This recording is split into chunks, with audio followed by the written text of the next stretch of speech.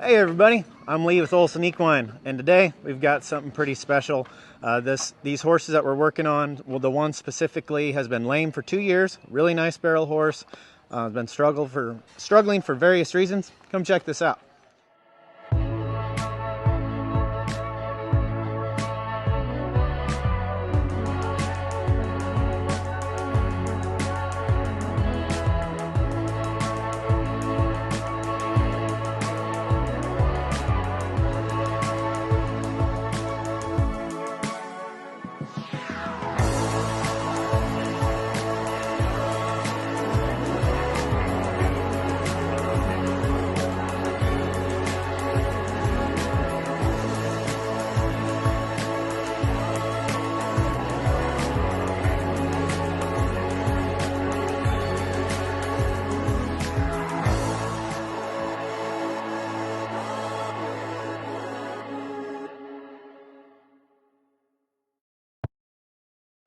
So we got Jeb Kelton shoeing over here. We got Hollis and Tristan working on the trim on the hind feet. But if you look at this horse right here, so you've seen the pictures of the before. So if you look at him now on the ground, we've trimmed as much as I feel necessary. A lot of these horses that have a negative angle, as you can tell by the x-rays in the before picture, that they normally end up getting over trimmed at the toe because people are chasing a negative angle by going after the toe. Well, the toe hasn't really done anything wrong. It needs to go back to where it's supposed to be, which I feel like we've done. And I judge that by, I've trimmed the bottom without over trimming it. Give me a rasp, Tristan.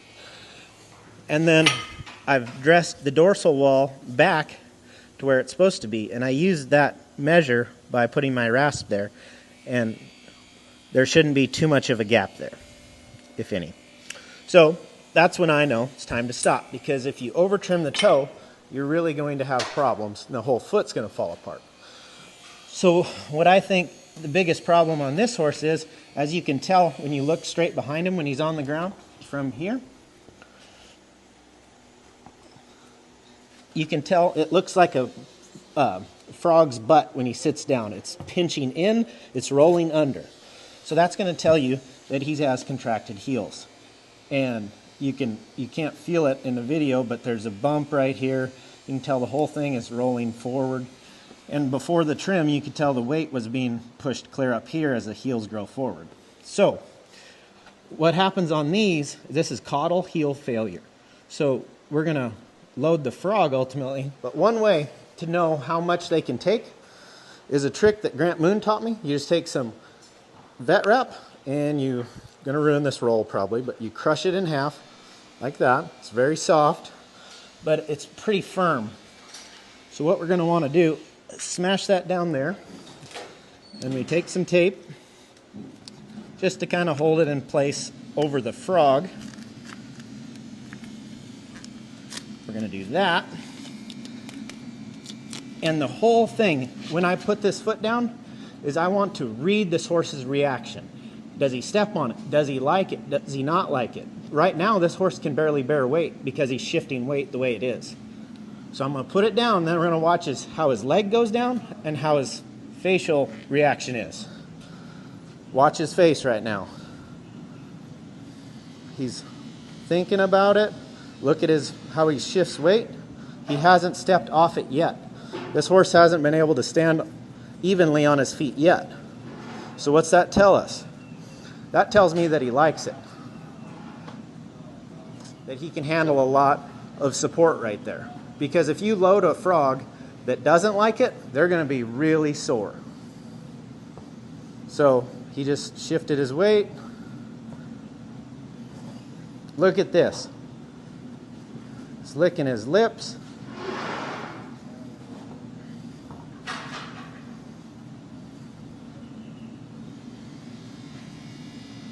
So I think that's a win because he's standing on it. And before, this horse would stand with that leg rested the whole time. So I'm going to show you what we're going to do on the rest of him, but I just thought that is a great way to kind of test them to see how they like it. So we'll pull that off and we'll go to shoeing. All right, so we're ready to go. We've got our shoe made, and there's lots of different ways of doing frog pressure. Actually, Kelton is putting a heart bar on a horse right over there right now. So it depends on what we're wanting to do. This horse also could use a wedge, and he needs sole protection, in my opinion. So what we ended up doing is a solid wedge pad, which it's full at the toe. We use a lot of 3D pads, but those are cut out and the toe is open. On this choice, we're going to use a full frog support wedge pad, but this is what we're going to use to load it. This is the medium of the Mustad hoof cushion, and normally we'll use soft because we like it a little more pliable, a little more forgiving, but in this instance we actually want to push the frog back up to relieve the heels. So here we go. This horse actually has a crooked leg, so what I did is I trimmed it out of balance. So if you look down the foot, you can see that it's lower on this side, and we want it even tapering that way. Kind of a spiral trim, if you've ever heard of one of those. This is the shoe is an eventer, but what this horse really needs is a change of angle by medial lateral balance. And I'm going to put a little bit of clay right here because I don't want any pressure at the toe, and that'll stop my hoof cushion from running up there. So I'm going to grab some of this, equal proportions of that. It's not really rocket science, you just get two the same size, mix them together. Kelton likes the Laffy Taffy style. Grant Moon likes that one. I just kind of do all three. So the reason why we put the clay under the bottom is because it'll make a sharp groove because it mirrors whatever it's put against. So when you have a sides of the frog that's pretty sharp, it's going to make a wedge shape. So we don't want that. We want it nice and flat so it's not hurting the horse in any way. I'm going to leave it bubbled up in the center just a little bit because I've cut holes here where the excess will come out.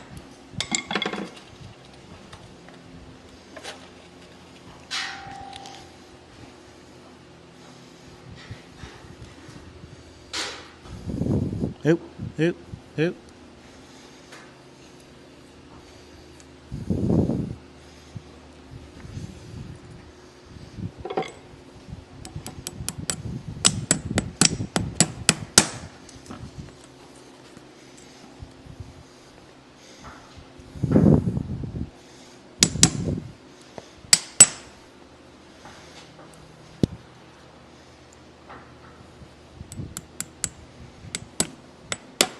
Old nail hole, but it's okay. Just got to get it nailed on, and you got to get this down before it sets up so it'll squirt out all the high spots,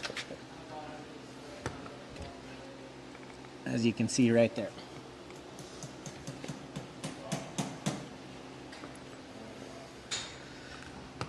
All right, so that's good.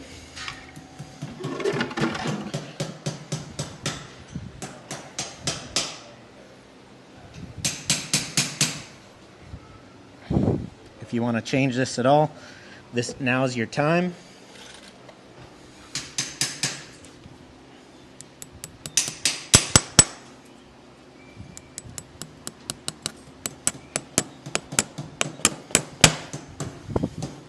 These nails that we're using are sweet.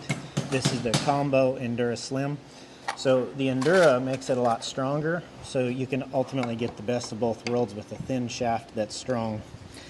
Also makes them drive a lot higher.